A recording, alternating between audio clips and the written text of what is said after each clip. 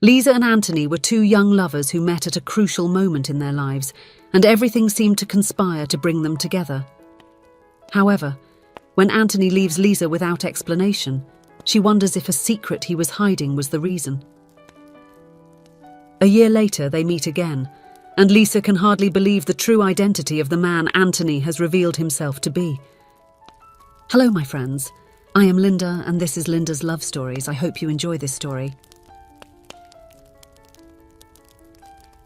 The city was in ruins. A devastating storm had left a trail of destruction in its wake, transforming streets into raging rivers and carrying away houses, dreams, and lives. Chaos had settled in that once peaceful place, and now the air carried the weight of sadness and despair. But amid the desolation, a thread of hope began to weave itself. From all corners of the country, kind-hearted people mobilized to help. Idealistic young people, driven by compassion, set off towards the affected city, ready to offer their hands and hearts in the arduous task of rebuilding. Among these young people was Lisa, a 22-year-old woman with dreamy eyes and a gentle smile. The daughter of a traditional family of lawyers, Lisa carried the weight of others' expectations with her. Her parents, proud of their legal lineage, insisted that she follow the same path. But deep in her heart, Lisa nurtured a different dream: to become a doctor.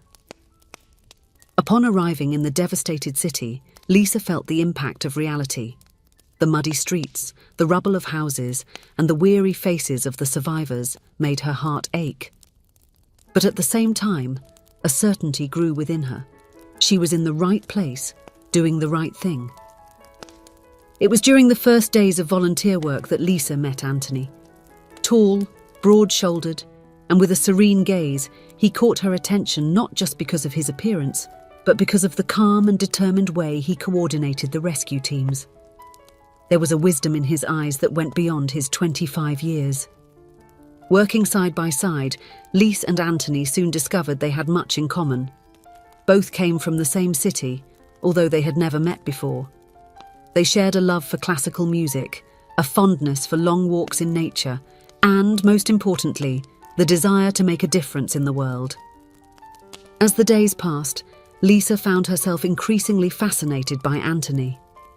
It wasn't just his physical beauty that attracted her, but his kindness, his dedication, and the way he seemed to understand the people around him. During lunch breaks or in the moments of rest at night, the two would spend hours talking. It was in one of those conversations that Lisa confided in Anthony about her dilemma regarding the future. With tear-filled eyes, she spoke about her dream of becoming a doctor and the conflict with her family's expectations. Anthony listened attentively, his eyes reflecting understanding and empathy.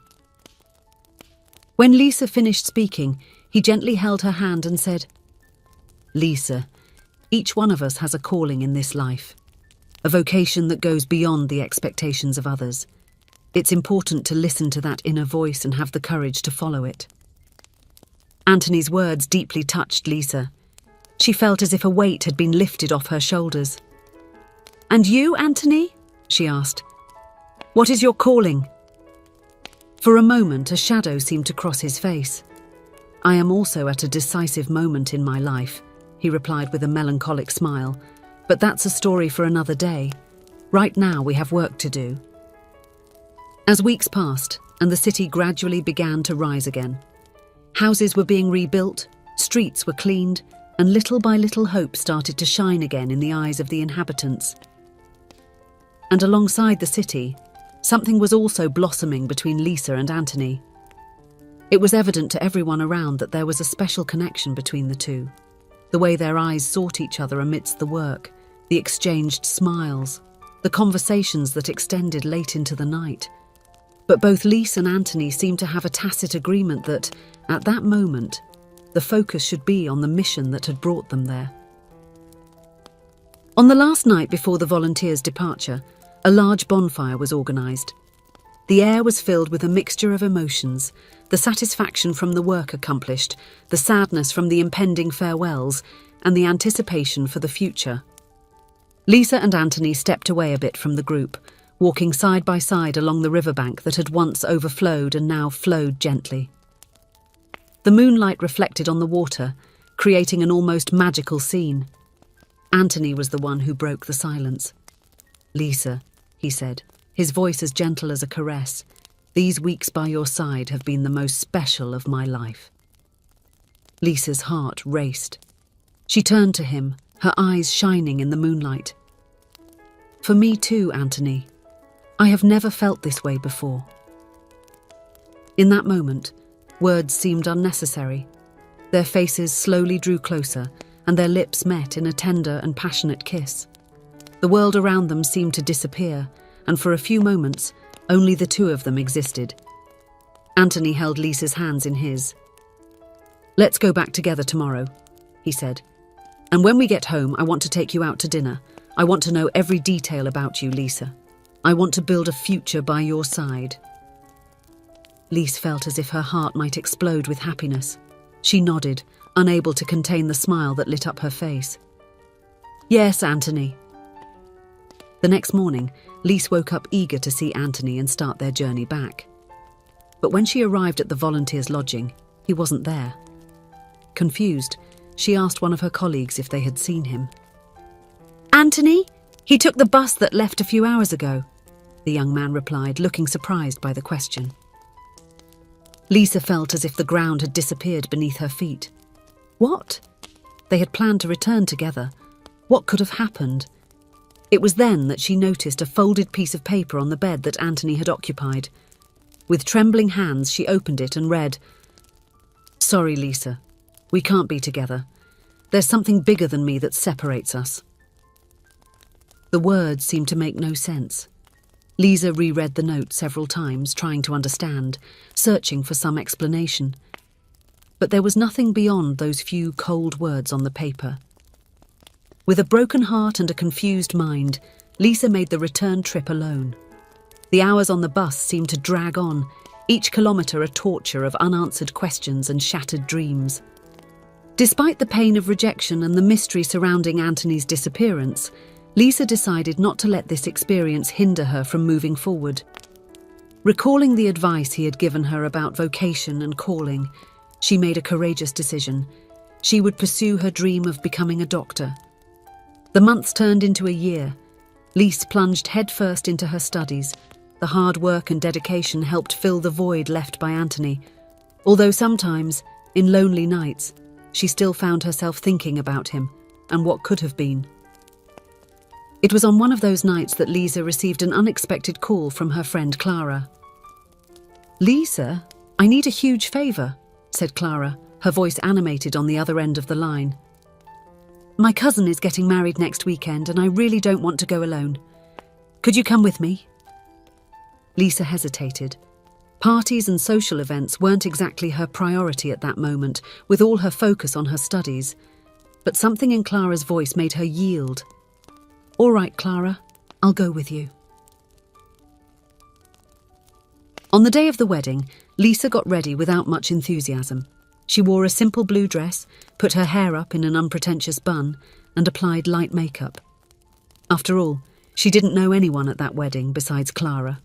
The ceremony was to be held in a beautiful old church in the city centre. As she entered the venue, Lisa was immediately enveloped by the solemn and romantic atmosphere. The aroma of fresh flowers filled the air, and the soft light entering through the stained glass windows created an almost ethereal environment. Lisa and Clara settled into one of the pews in the middle of the church. While they waited for the ceremony to begin, Lisa distractedly observed the arriving guests and the final preparations being made at the altar. That's when her heart stopped. There, at the altar, stood Anthony, but not as one of the groomsmen or guests. He was wearing a black cassock, the white collar contrasting with his tanned skin, helping the priest organise the final details for the ceremony. Lisa felt as though the air had been sucked from her lungs. Her mind spun, trying to process what her eyes were seeing. Anthony, the man she had fallen in love with, the man who had left her without any explanation, was a seminarian. As if he felt the weight of her gaze, Anthony raised his eyes. For a moment that seemed like an eternity. Their eyes met. Lisa saw the shock and recognition in his eyes, followed by a mix of guilt and sadness. The ceremony passed in a blur for Lisa. She barely registered the vows exchanged by the couple or the priest's final blessing. Her eyes constantly turned to Anthony, who seemed to be making a conscious effort not to look in her direction. When the celebration ended and the guests began to disperse to the party, Lisa felt a gentle hand on her shoulder. It was Anthony. "Lisa," he said, his voice trembling. "Can we talk?" She silently nodded, and the two moved to a quiet corner of the church garden. For a few moments they stood there, facing each other, the heavy silence hanging between them. It was Anthony who finally broke the silence. "I owe you an explanation," he began, his voice laden with emotion. "When I volunteered for that town, I was at a crucial moment in my life.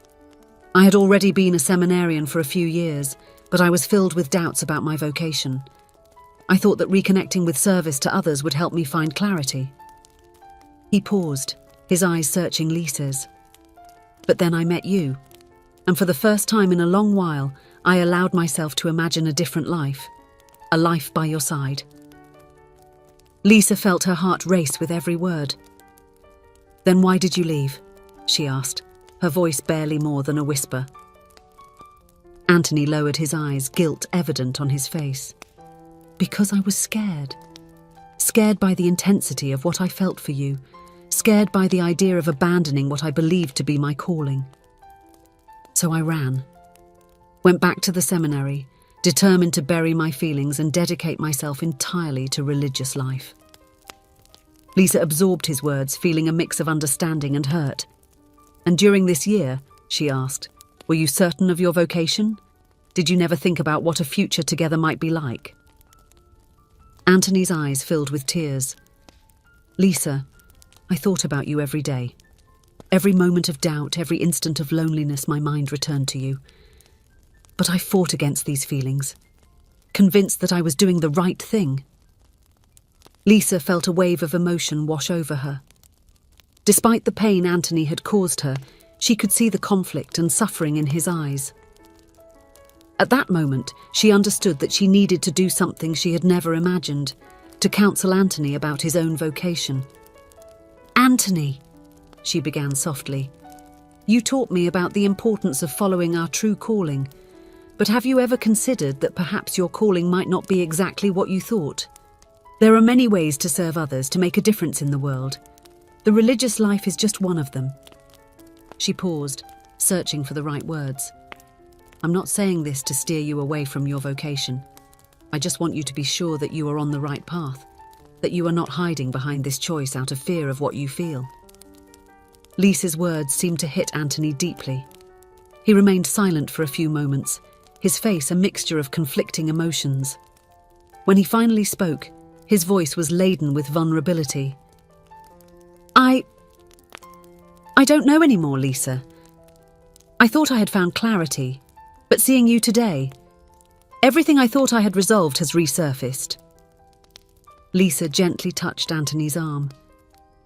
"Maybe it's time to really listen to your heart, Anthony. To have the courage to follow the path it points to, whatever that may be." With these words, Lisa walked away, leaving Anthony immersed in his thoughts. She knew that the decision he had ahead was profound and personal, something only he could resolve. And 10 years have passed. On a sunny Sunday afternoon, the city park was filled with families enjoying the good weather. Among them, a couple stood out, sitting on a bench and watching with smiles on their faces as 2 children played happily in the playground. It was Lise and Anthony. Lisa, now a doctor in the community, rested her head on Anthony's shoulder. Her eyes shone with pride as she watched their children, laughing and having fun. Anthony, who had decided to leave the seminary to follow a different path, was now a dedicated teacher, working with underprivileged teenagers in a social project. His face radiated a serenity that only comes when someone finds their true place in the world. "You know," said Anthony, pulling Lisa closer, "sometimes I still wonder what my life would have been like if I had pursued a religious career." Lisa lifted her head to look him in the eyes. "And what do you think?" Anthony smiled, his eyes turning to the children. I think it would have been a good, dedicated life, but it wouldn't have been the right life for me. Here, by your side, with our children, helping people in my own way. This is my true calling. Lisa felt her heart fill with love and gratitude.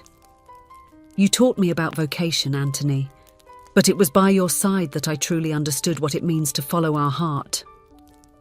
The two shared a gentle kiss, full of love and mutual understanding. As they watched their children play, both reflected on the journey that had brought them there.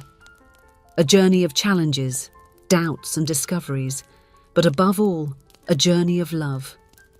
The story of Lisa and Anthony was a living testimony that sometimes the path we think is the right one can lead us to unexpected places, that a person's true calling can reveal itself in surprising ways, and that in the end it is love, for oneself, for another and for humanity, that guides us to our true vocation.